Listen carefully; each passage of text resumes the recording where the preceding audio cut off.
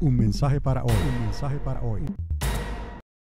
Vamos a continuar de cierta manera con lo que estábamos hablando la semana pasada.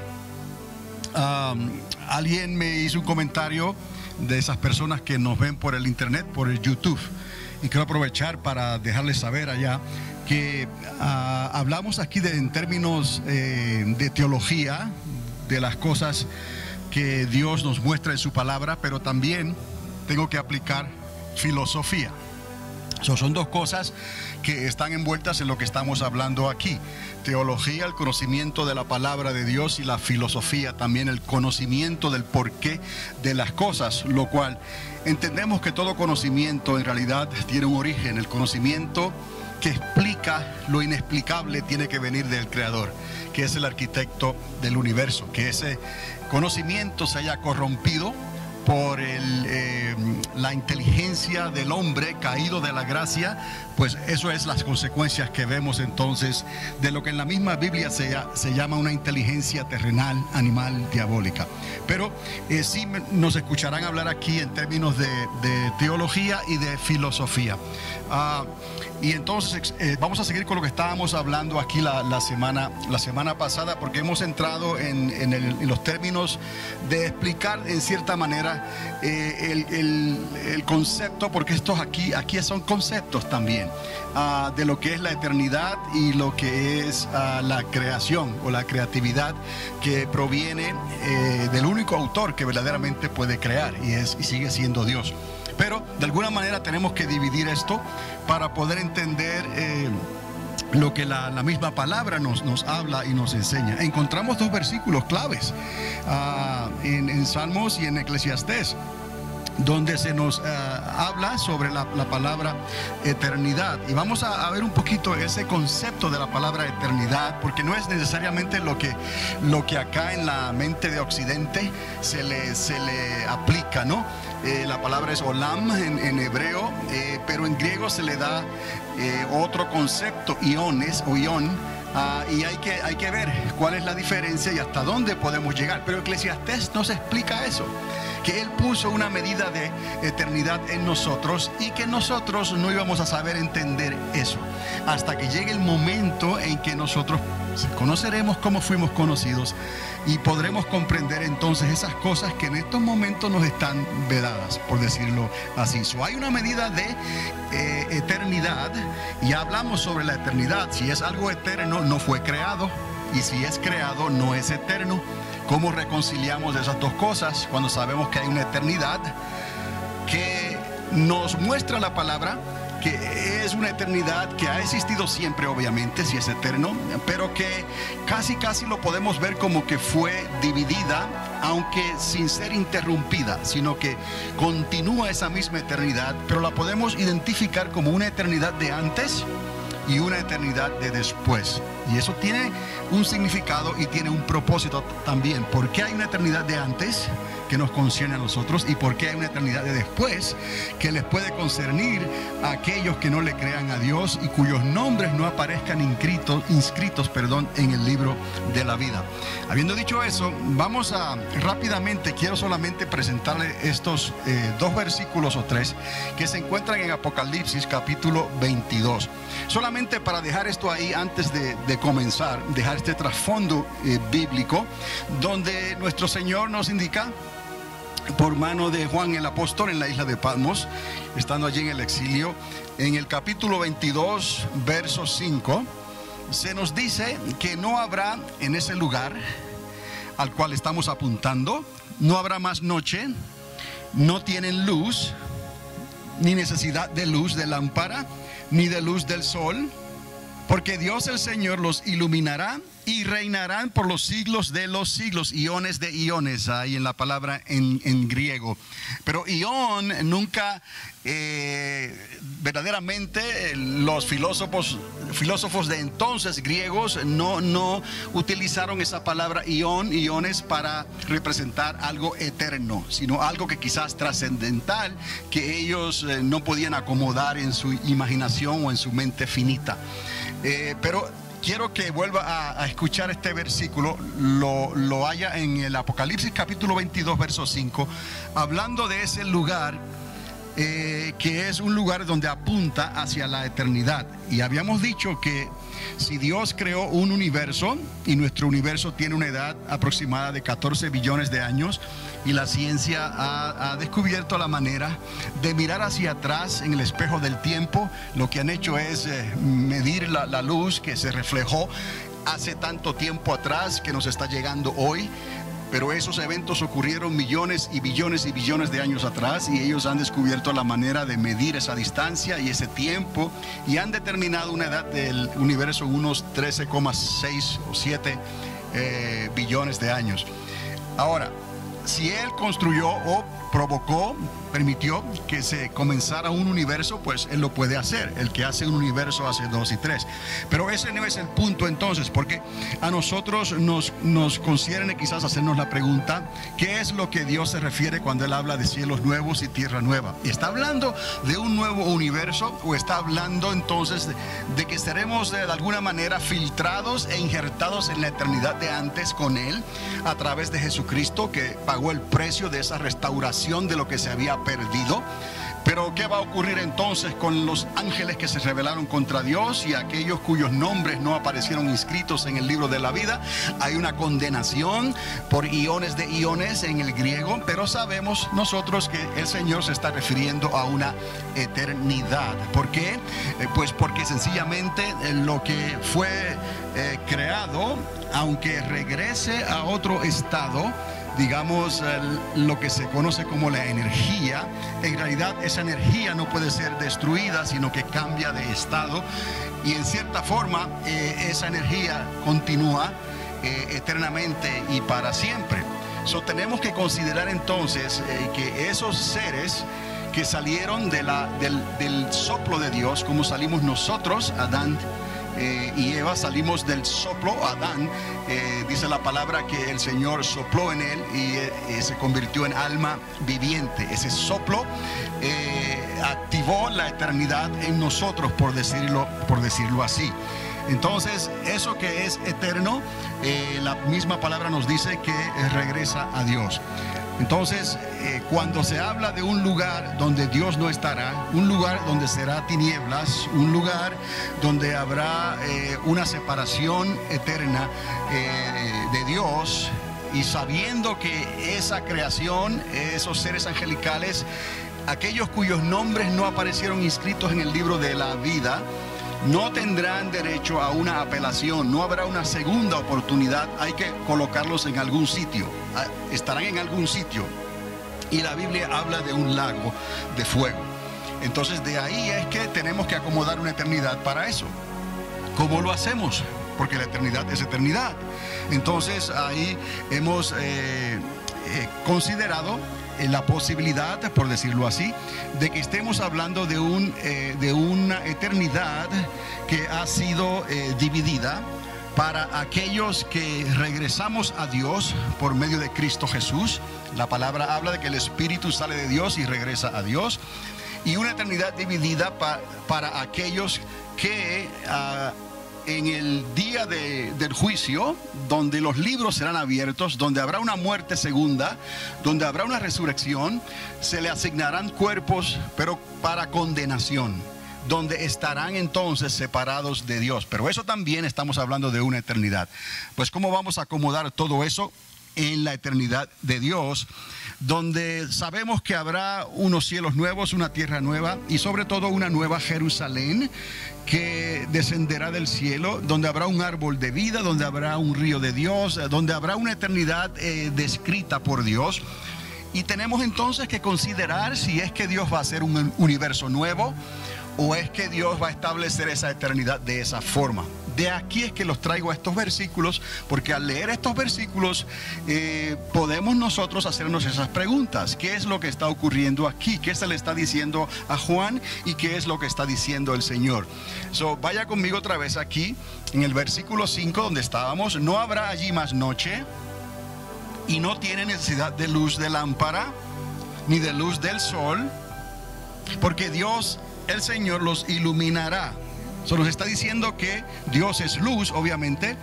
Entonces no habrá necesidad de luz del sol ni luz de las lámparas, porque el mismo Señor será nuestra lumbrera.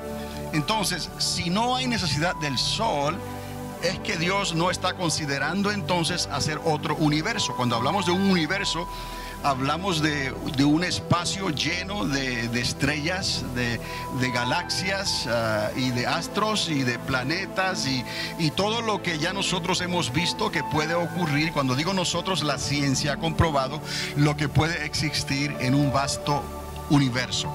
Entonces podemos considerar qué es lo que está diciendo aquí el Señor cuando Él dice que no habrá necesidad de luz del sol. Pero antes Él dijo que Él iba a crear cielos nuevos y tierra nueva. Pero eso lo podemos ver como un espacio o como un lugar.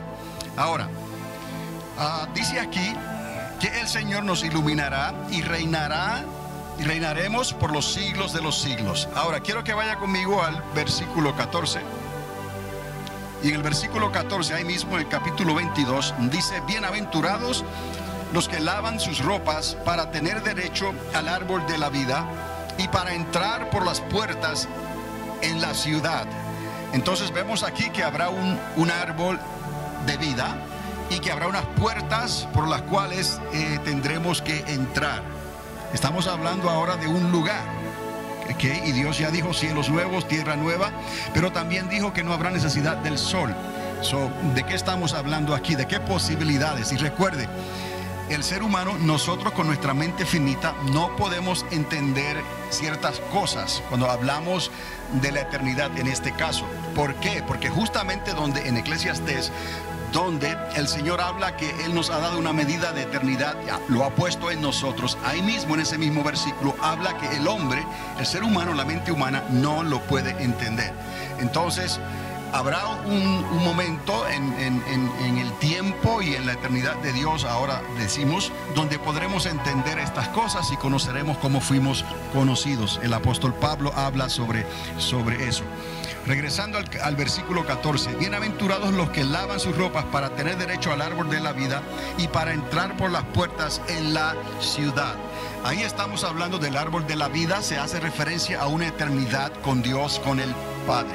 Ahora, el versículo 15 dice claramente: mas los perros estarán fuera, y los hechiceros, los fornicarios, los homicidas, los idólatras y todo aquel que ama y hace mentira.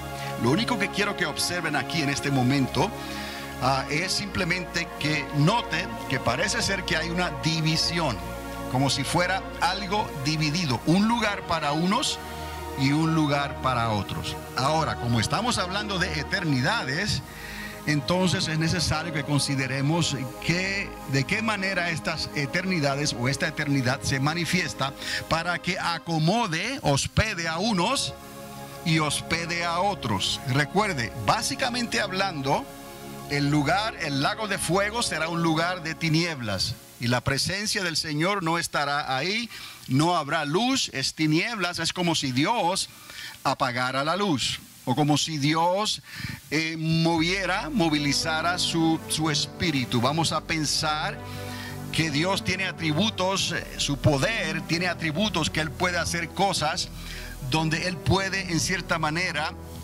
manipular aún la misma eternidad. Dios siendo eterno porque Él es espíritu, pero Dios también tiene atributos. Por ejemplo, Dios es luz. Esa luz resplandece para siempre. Eso es un atributo de Dios. El Espíritu de Dios lo hace eterno, Él es. Los atributos de Dios le dan el poder que nosotros no podemos entender ni comprender, con lo cual Dios mismo puede trabajar en esa eternidad.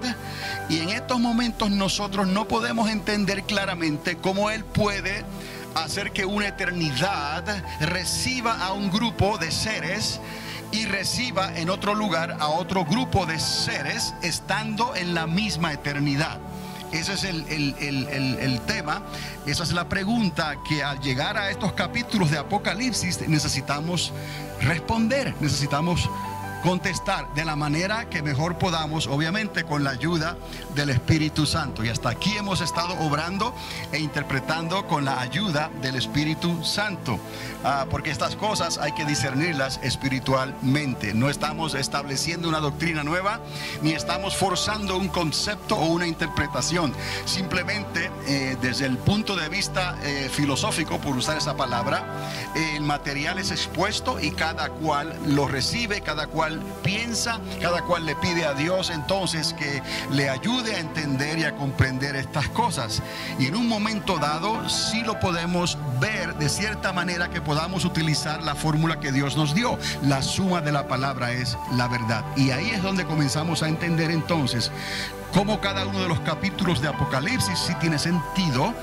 Tienen sentido los libros del profeta Daniel, los libros de los profetas cuando hablaron del reino milenial y cuando hablaron de esa vida eterna que Dios habla en su palabra. Recuerde, el concepto es diferente. En el hebreo no es necesariamente un tiempo indefinido como nosotros lo entendemos acá en el occidente. Es más bien como alguien que está mirando al horizonte y sabe que ese horizonte no tiene fin, y más allá de ese horizonte hay algo más que sigue y sigue. Lo puede mirar hacia adelante mirando el futuro, o lo puede mirar hacia atrás mirando el pasado. Y como quiera que sea, el concepto o olam es de que continúa más allá de lo que podemos entender. Y de ahí la traducción de la palabra eternidad. Más bien siempre, siempre, siempre. En el griego es un poco diferente. En el griego es iones, y está hablando más bien de un tiempo trascendental que no lo califican como algo eterno, sino como algo que continúa, pero en el momento dado no lo pueden explicar. Entonces, entendiendo esto, porque vamos a hablar, no hablando cosas por decir, vamos a analizar lo que ya está descubierto en la palabra, lo que dicen los que estudian estas cosas, los que traducen los idiomas, los que presentan un concepto. Tenemos que considerar esas cosas antes de pararnos aquí y hablar, porque seremos juzgados y evaluados por lo que estamos diciendo. Y queremos cuidarnos de que lo que estamos diciendo lo estamos haciendo basado en la información que tenemos, confiando y dependiendo siempre del Espíritu Santo, que es nuestra luz. Entonces, en esos versículos que les acabo de leer, se nos muestra la posibilidad de que no sea necesariamente un nuevo universo, sea un lugar donde Dios mismo será nuestra luz, nuestra lámpara, y Dios dice que Él es luz. Pero también en el versículo 14 y el 15 del capítulo 22 se nos muestra que hay también un lugar que por obligación tendrá que estar dividido, porque no todos pueden estar en el mismo lugar. En la Nueva Jerusalén, unos estarán adentro y otros estarán afuera. Es el concepto que nos da el apóstol Juan con la idea que él puede desarrollar según Dios le está mostrando en estas visiones. Nosotros tenemos que depender del mismo espíritu que le ayudó a Juan a interpretar esto, o a verlo, o a escribirlo como él lo pudo escribir, y a nosotros 2000 años después verlo, entenderlo y tratarlo de descifrar e interpretar como Dios manda, por decirlo así. Entonces, consideremos eso nada más antes de comenzar. Ahora, voy a hacer un repaso más bien de lo que ya habíamos hablado, porque algo aquí es crucial y es de suma importancia, y es el término y el concepto del libre albedrío. La libertad, que en realidad vino a determinar, está relacionado a esta eternidad mucho más de lo que quizás nosotros pensamos, porque cada ser humano, al igual que los seres angelicales, fueron creados. El aliento de Dios dio esa vida, ese componente eterno está incrustado, encerrado ahí en el aliento de Dios, pero de alguna manera se formó un alma en la creación humana, y esa alma tuvo que decidir. Eventualmente se ligó al espíritu, al componente eterno. Por lo tanto, el alma y el espíritu no pueden ser separados. Entonces, ¿a dónde va esa alma y ese espíritu? Sabemos que regresa a Dios, pero Dios no acepta la rebelión no acepta el pecado, no acepta las tinieblas. O hay incompatibilidad, no son compatibles la luz y las tinieblas. Son un alma, aunque tenga el concepto eterno y esté ligada al espíritu, si esa alma no fue reconciliada con Dios, y la única manera de estar reconciliados con Dios, y la única manera que habrá eternamente y para siempre, fue por medio de la sangre del Cordero, la sangre de Jesucristo. No hay manera de llegar al Padre.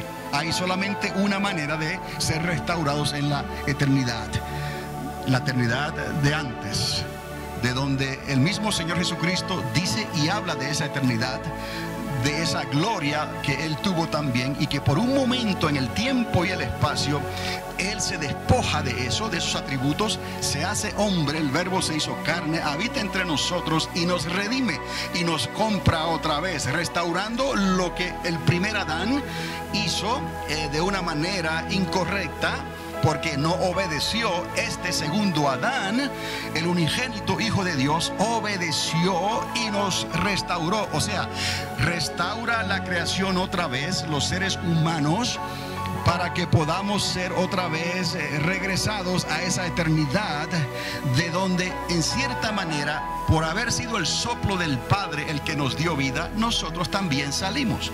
Pero hay que recordar entonces también los atributos, porque todas estas cosas fueron puestas en un lugar que tiene espacio y tiempo. Se dice así en inglés, space, time. Pero entendemos nosotros que es el espacio que lo conocemos hoy, las dimensiones que existen, la dimensión de algo ancho, de algo alto, de algo profundo. Hay tres dimensiones, ¿no? Y también hay otra dimensión que se le llama la dimensión del tiempo. Entonces, basado en eso, sabemos que hay un espacio. El apóstol Pablo habla sobre eso cuando le habla a los griegos, de que de alguna manera palpen, tanteen, a ver si pueden así encontrar a Dios, porque Dios se deja encontrar.